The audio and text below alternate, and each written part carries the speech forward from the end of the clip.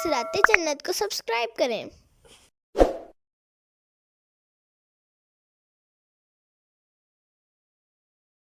وما نريهم من آية إلا هي أكبر من أختها وأخذناهم بالعذاب لعلهم يرجعون۔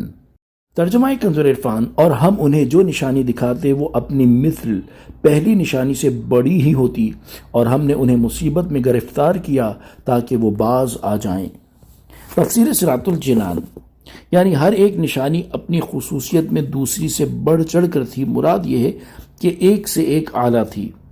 وَأَخَذْنَاهُمْ بِالْعَذَابِ، اور ہم نے انہیں مصیبت میں گرفتار کیا، یعنی جب فرعون اور اس کی قوم نے سرکشی کی تو ہم نے انہیں مصیبت میں گرفتار کیا تاکہ وہ اپنی حرکتوں سے باز آ جائیں اور کفر چھوڑ کر ایمان کو اختیار کر لیں۔ یہ عذاب قحط سالی، طوفان اور ٹڈی وغیرہ سے کیے گئے۔ یہ سب حضرت موسیٰ علیہ السلام کی نشانیاں تھیں جو ان کی نبوت پر دلالت کرتی تھیں، اور ان میں ایک سے ایک بلند و بالا تھی۔ نوٹ: اس عذاب کی تفصیل جاننے کے لیے سورہ اعراف کی آیت نمبر 133 کے تحت تفسیر ملاحظہ کیجیے۔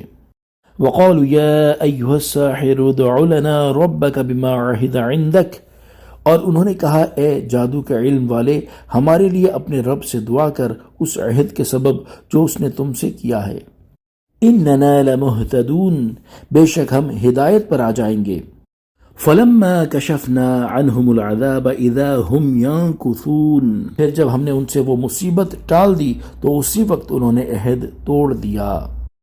تفسیر صراط الجنان، ان آیات کا خلاصہ یہ ہے کہ جب فرعون اور اس کی قوم نے عذاب دیکھا تو انہوں نے حضرت موسیٰ علیہ السلام سے کہا اے جادو کے علم والے۔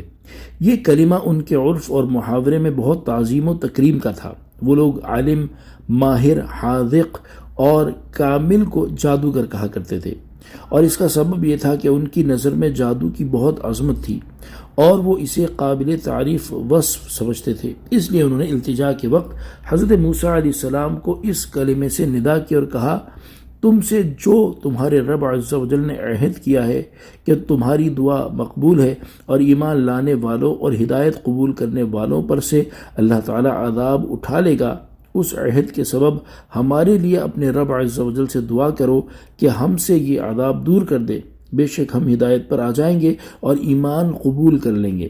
چنانچہ حضرت موسیٰ علیہ السلام نے دعا کی تو ان پر سے عذاب اٹھا لیا گیا۔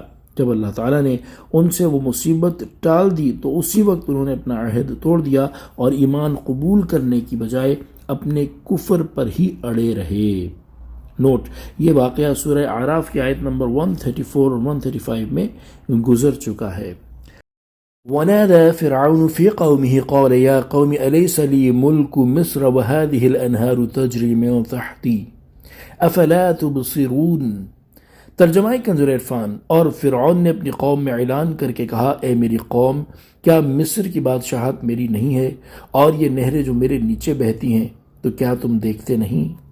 تفسیر صراط الجنان، اس سے پہلی آیات میں فرعون اور حضرت موسیٰ علیہ السلام کے مابین ہونے والا معاملہ بیان کیا گیا، اور اس آیت سے فرعون اور اس کی قوم کے مابین ہونے والا معاملہ ذکر کیا جا رہا ہے۔ چنانچہ آیت کا خلاصہ یہ ہے کہ فرعون نے اپنی قوم میں بڑے فخر کے ساتھ اعلان کر کے کہا اے میری قوم، کیا مصر کی بادشاہت اور میرے محل کے نیچے بہنے والی دریائے نیل سے نکلی ہوئی بڑی بڑی نہریں میری نہیں ہیں؟ تو کیا تم میری عظمت و قوت اور شان و سطوت دیکھتے نہیں؟